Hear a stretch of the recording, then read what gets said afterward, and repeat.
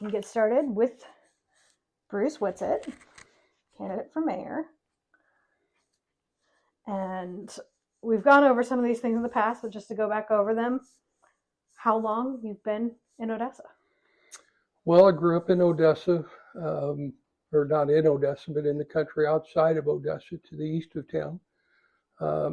Went to grade school at Mayview through grade 6, and Mayview and Odessa combined schools, and went to junior high and high school. After that, Debbie and I got married in 1976, and we lived in Odessa for a year or two after we got married, and we moved to Blue Springs, lived in Blue Springs till about 1993, so 17 years I think it was in Blue Springs. Moved back out to the country when we came back into the area in 2010 maybe. We moved back into Odessa, sold the farm, and moved to Odessa. Been here ever since. All right. And you all have 2 grown children? Have 3 grandchildren.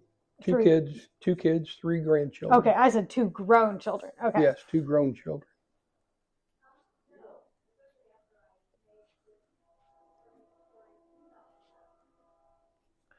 All right.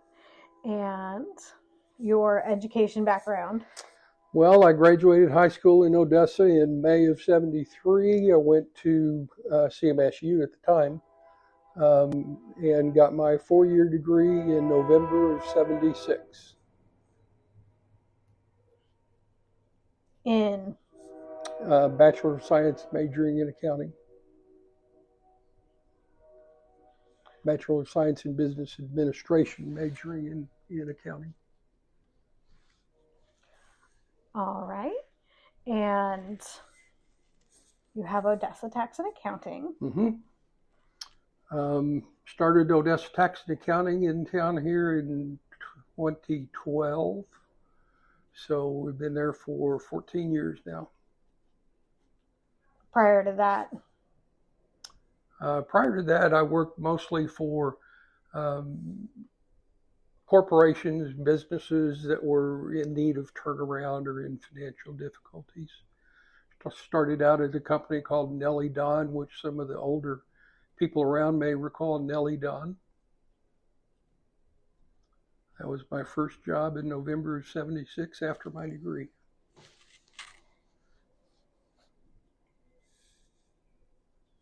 All right. And organizations that you're a part of? Rotary.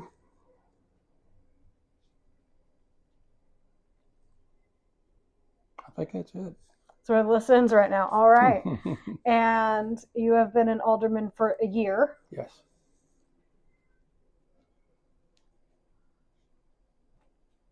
For Ward 3. And previously on the school board. Yes, I was on the Odessa School Board for 9 years.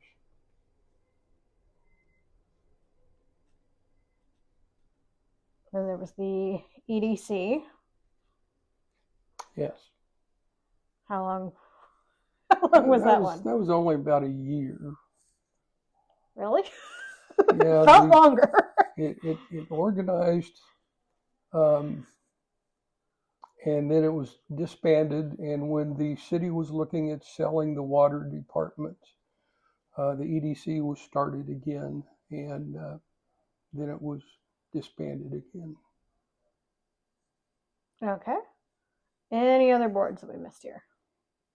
No, I think that's about it. Okay. All right.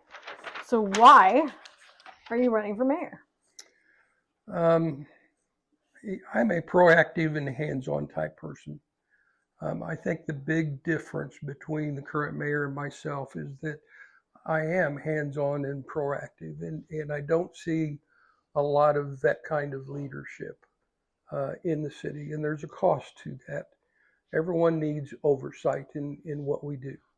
And as we look at things that have been done in the past, it's just not gotten the proper review and oversight. Some of that was brought out in the audit where we have some material weaknesses in internal control. We're getting into the energy cost adjustment and the miscalculations for that compared to what the ordinance says it should be.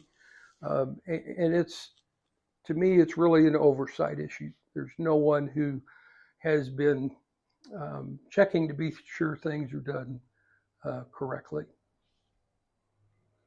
So that's probably the major issue. And it all relates to me as an accountant and business professional. It relates to me as a lack in internal controls.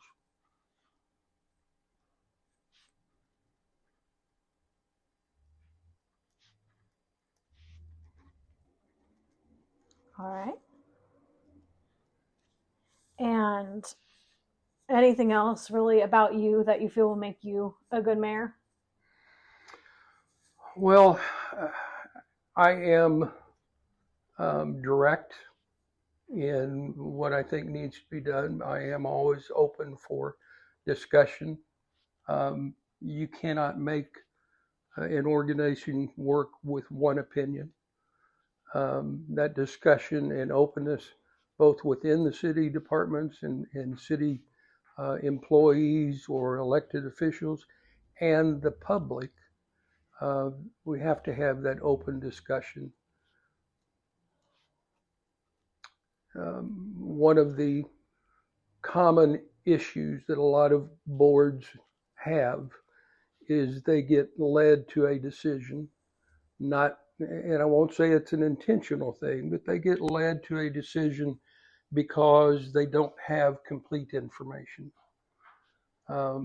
Without that complete information, you kind of become a rubber stamp for whatever information you are provided from your city administrator or superintendent if you're on a school board. You're kind of led to the same conclusion that they want you to get to. So it's easy to become a rubber stamp. So the Board of Aldermen have to receive all of the information so they can do their due diligence and come to the right conclusion.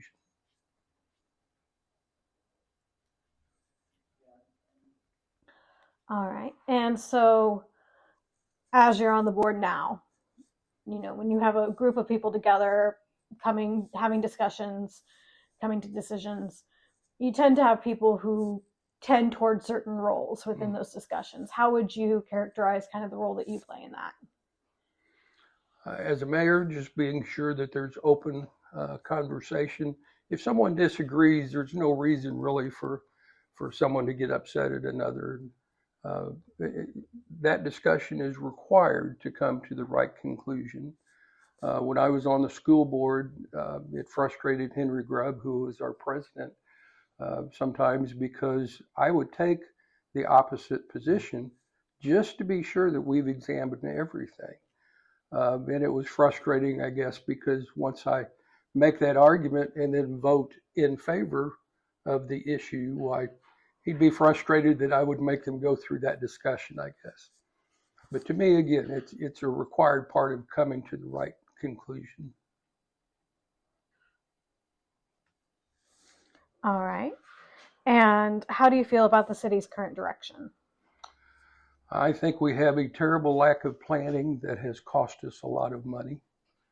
To fix it, I think, again, requires a look at our internal controls. The auditor pointed out 6 significant risks that we have in the city. 3 of them I'll suggest to you. One is management override of controls, and this is word for word from the audit. First one is management override of controls. Management override of internal controls is considered a risk in substantially all engagements, as management may be incentivized to produce better results. Second one is improper revenue recognition. Revenue recognition is considered a fraud risk in substantially all engagements, as it generally has a significant impact on the results of government operations. In addition, complexities exist surrounding the calculation and recording of various revenue sources including property taxes, state aid, and enterprise fund revenue, such as the overcalculation of the ECA charge. And the third one out of 6, third one was risk of misappropriation of assets. Due to the volume of transactions, there's a risk of unauthorized disbursements being made from the city. Odessa doesn't use a purchase order system, which is a very basic three-way matching for payments. You have to match the purchase order with the receiving document with the invoice that you received someone. We discussed it for well over a year because I discussed it with the finance committee prior to even being an alderman. You don't have internal controls by just paying from an invoice. Someone can just send an invoice, it goes through the approval process, and it gets paid. Well, people review it after the fact, but as the auditor said, we have a large volume of transactions. So we need to have internal control over that. We don't know that there's ever been anything that happened. The auditor does not, as part of his audit, check every payment. And that's where internal controls apply. We had an occasion where inventory was put out in the open on a builder's site. There was no contract in place for the builder to install that. That's a lack of internal controls. That has cost the city money. We had a situation where services were being rendered to a business without a contract. That's an internal control issue. We've issued contracts that were not well read, did not have good oversight. That is an internal control issue. So the first direction, I think, would be to get a handle on what we're doing. I've discussed the need for a separate internal control review, which ties with the audit recommendations. The auditor recommended that our staff have additional training, which was kind of eye-opening. And I will say that March the 3rd and 4th and maybe the 5th, some of the city staff is going through some basic internal control webinars that's put on by the Government Finance Association, Government Finance Officers Association. So there's a start. We are supposed to have a corrective action plan, again, according by the audit, supposed to have a corrective action plan in place for our internal control weaknesses by March 31st, which is very shortly. So the training is a start to that, but that is not a all-encompassing thing that they can do to solve the problem.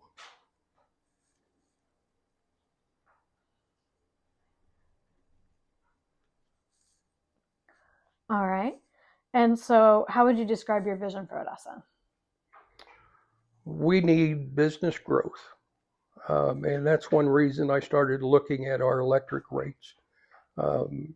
People, rightfully so, feel that our rates are higher compared to others.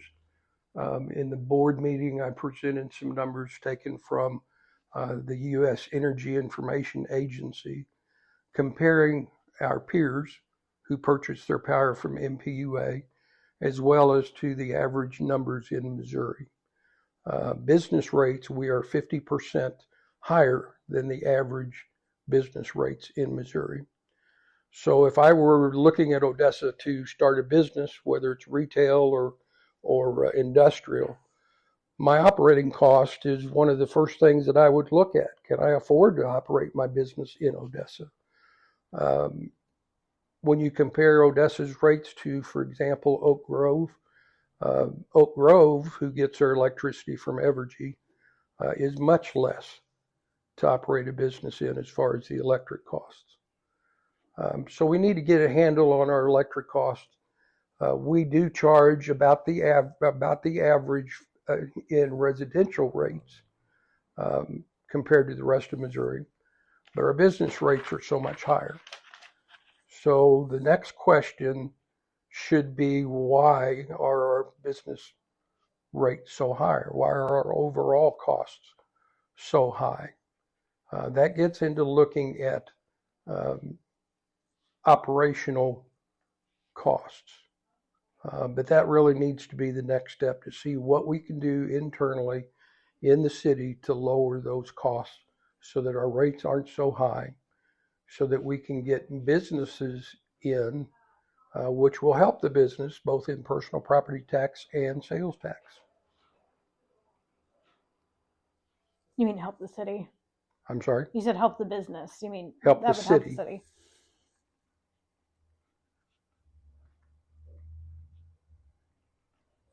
All right. And what issues do you feel are most important to the city right now? Well, internal control, lack of planning. Failure to plan is a plan to fail. We have a comprehensive plan that was created in 2002. It is severely out of date. We have no idea where it would be most advantageous for us to move towards annexing, where we need to expand to build businesses. We're going to be asked at the next board meeting to approve an annexation on the other side of the highway. How does that fit with our comprehensive plan? I believe just along the highway, it's indicated as commercial. But where would be the ideal place for us to build residential? We have no plan or direction.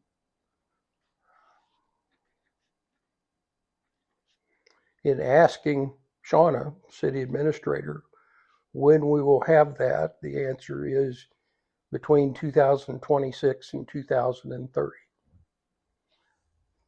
I think that needs to start right away.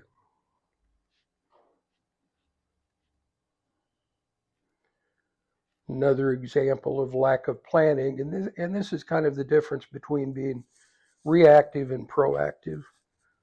Some time ago, we talked about the needs at the reservoir to do some work on the dam and spillway. We've known about this for a number of years. There is a builder who wants to build homes below the dam. So we had some time before we were going to be required to do something until that began.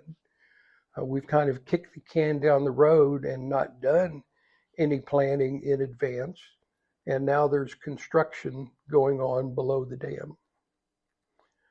So failure to plan and act ahead of events takes away our options.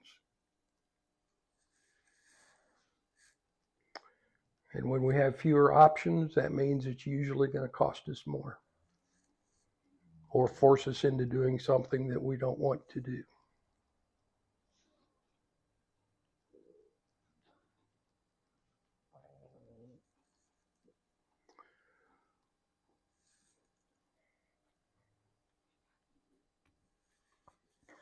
I think we can improve our customer service. Taxpayers and residents are our customers. And I remember from high school civics, as an elected person, we have three responsibilities. One is as an ombudsman to help people through the government process. One is as a delegate.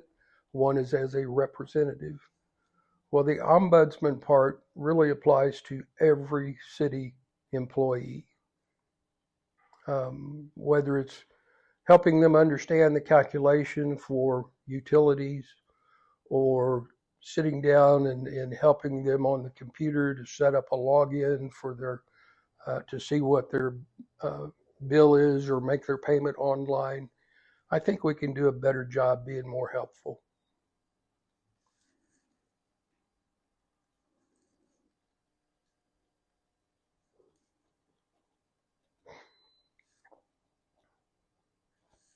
Lack of trust would be another big issue. Lack of trust costs us money in failing tax issues.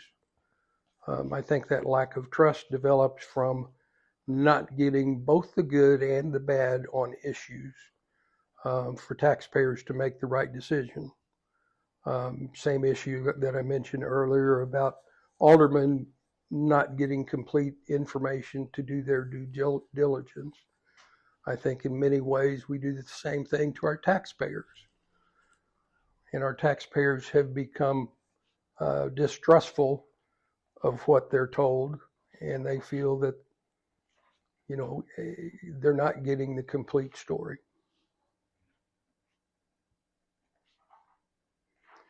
So we need to bend over backwards to build that trust.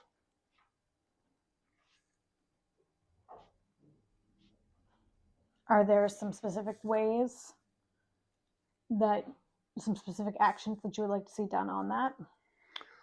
I think we need to have some town halls so that we can speak to the issues with a large number of the citizenry at once. I think the aldermen probably need to be more open to speaking with citizens, although each alderman has to do the job as they see fit. But that communication with taxpayers needs to be vastly improved.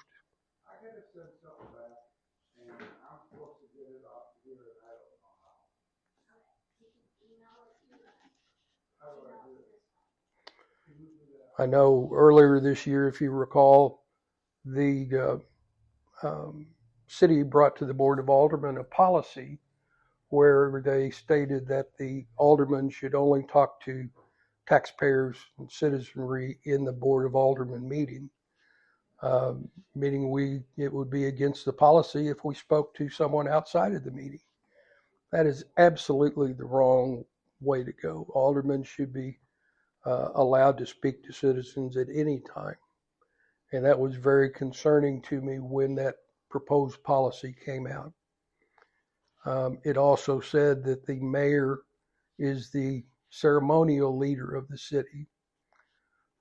City or state ordinance will tell you that the mayor essentially is the CEO of the city, and the city administrator is the assistant to the mayor.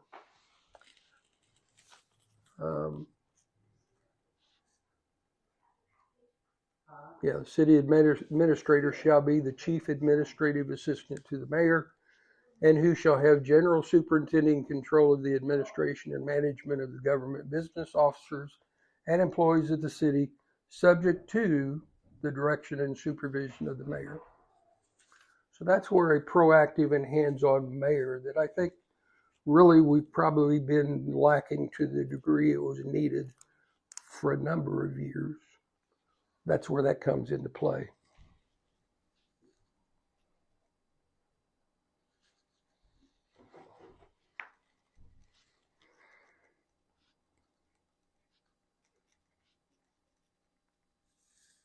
All right. Any others you want to touch on? I think we've covered it. Okay, well, I've got my list of things I'm going over with everybody. And the first one, and this is a board that you've been on that we didn't mention, was the police station committee. Yes. So, are you supporting the police station proposal? We do need a police station. It is the alderman's decision at the time the decision comes up as to where the station will be placed, the size of the station, the configuration of the station. We did have a committee that gave recommendations and suggestions for the board to consider. And not to take away from their work, but it is a suggestion and a recommendation. Times change. For example, if the 1912 building would come available, that would be a potential site that the Board of Aldermen would have to consider.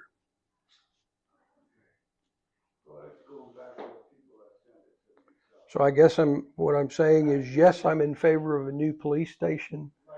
As far as the location, um, structure of it, dollars spent, that I am undecided on until the information is brought to the Board of Aldermen to discuss together. Okay. As for the ballot issue part of it, I'm okay with putting it on the ballot. well, it's on the ballot. Are you voting for it? Yes. Okay. There is some wording in the ballot language that I think could be improved, but yes, I'm planning on voting for it.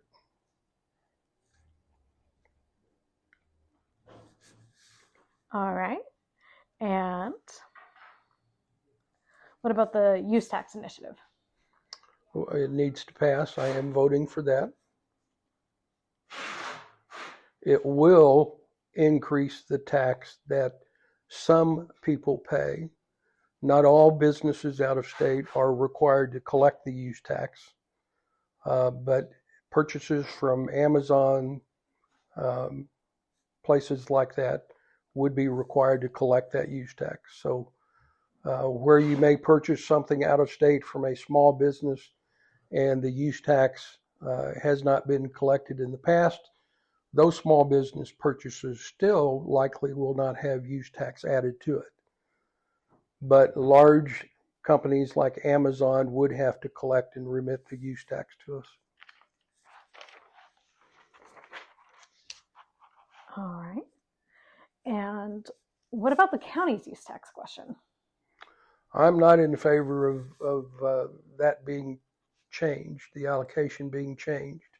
I spoke with a road district commissioner yesterday or the day before, and the wording in their ballot language states that the use tax may be used for other county expenses.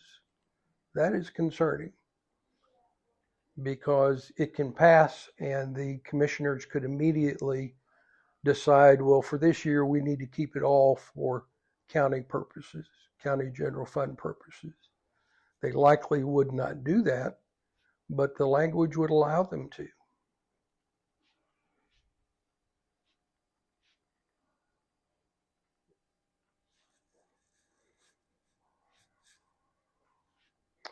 I forget the amount that the recalculation of the use tax would cost the city of Odessa.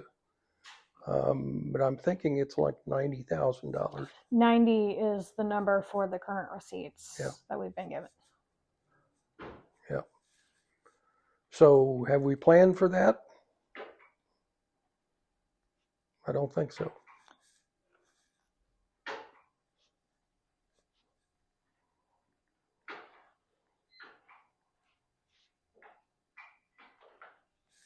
All right. And is Odessa ready to grow? I think so. We're ready mentally, I think, to grow. Do we have our ducks in a row to be able to do it smoothly? No. We need that comprehensive plan. We need to get our internal controls in place. It's very difficult to operate any entity through high growth without your procedures and controls in place. That needs to be done quickly if we think that we're going to grow.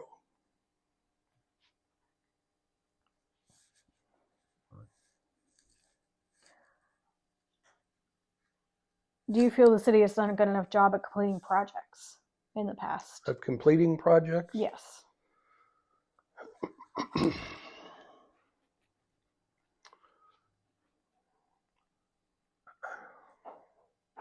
No. Takes too long. That gets into a management issue. There is a lot of things that have to be done at City Hall. And I think City Hall needs some changes not in individual staffing, but some changes in the staff that they have. We're lacking a public works director, which Shauna has basically been trying to do on her own. So we're missing a public works director. We're missing a economic development type person. So there are changes that I think need to be examined at staffing at City Hall, both to help existing staff and get us in a position of bringing in some business growth and managing it.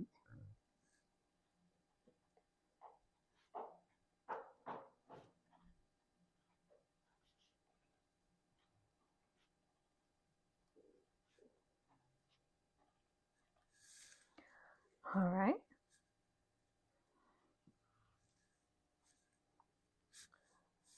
I wrote this list and did my first alderman interview before your conversation at the board on Monday. You touched on this a little bit, but this question is, how do you feel about the city's commercial utility rates? Too high. We cannot compete charging people 50% more than the average in the state of Missouri.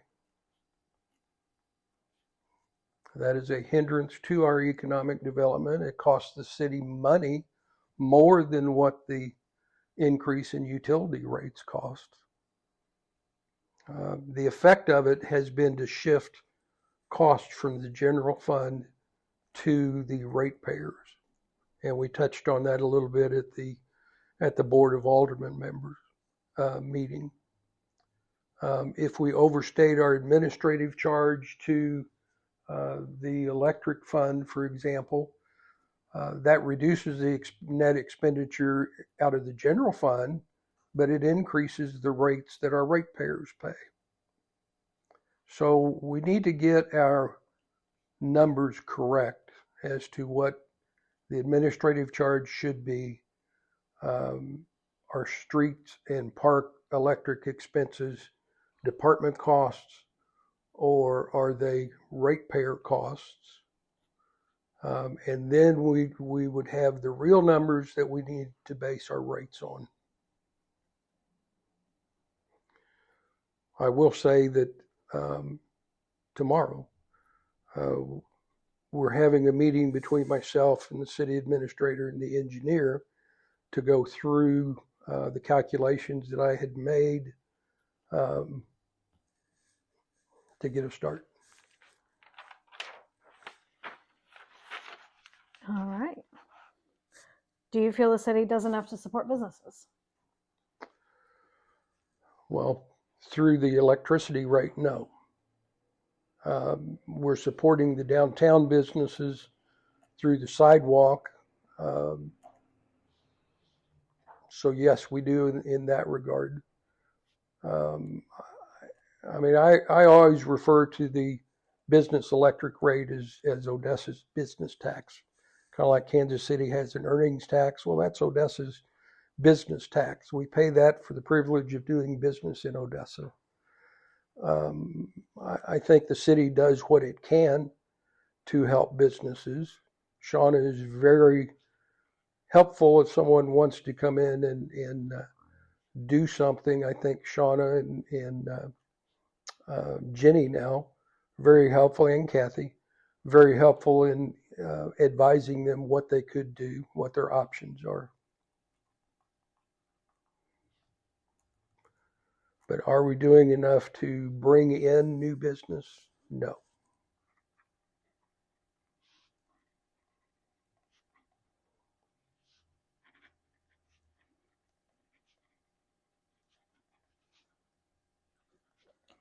Beyond the electric rates, is there anything else you'd like to see along those lines? Well, more information. I'm a data-driven type person. You know, I want to see the data. I want to see what the recommendation is based on so that we can make sure we're making the right decision. One example is the decommissioning of the Southwest Sewer Plant. in April when I went through the new alderman orientation. I had asked for those numbers and was told, well, we don't have them together yet. But yet we were pretty much decided, I think, on closing and decommissioning that plant. We had a engineer come in and was going to apply for a grant for us to look at the decommissioning. So we just need to have the information before we waste time moving forward on something that may not happen, may not be good for the city. I meant anything you'd like to see along the lines of economic development. I think we need a economic development / grant writer as one of the new people at City Hall. That person can pay for themselves by obtaining grants that the city otherwise would not have gotten. So I think that can be handled as a no-cost increase position that will bring in business for us. Kathy, I think now is trying to fill that position, and Shauna, but they have other duties that are important as well, and it just makes it more difficult on them to make sure they're doing the right things when they're short-staffed.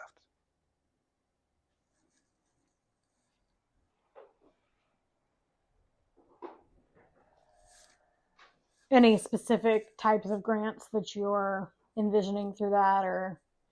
Not a specific type. There are a ton of different grants that come up from time to time, whether it's sidewalk or maybe street improvements or street lights.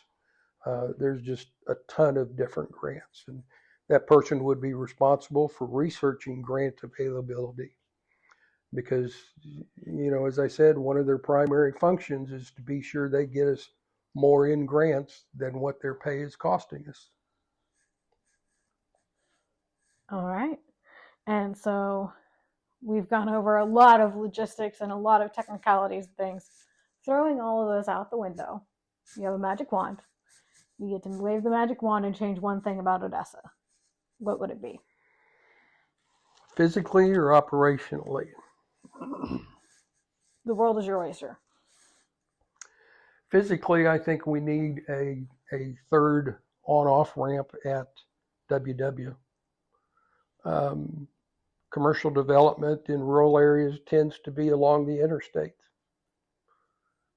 We need a comprehensive plan that plans for growth along the interstate, and we need a way for traffic to get on and off the interstate. That will also open up the west side of town for residential growth, but we don't have a comprehensive plan to follow to do anything. So we're kind of doing our development by the seat of our pants.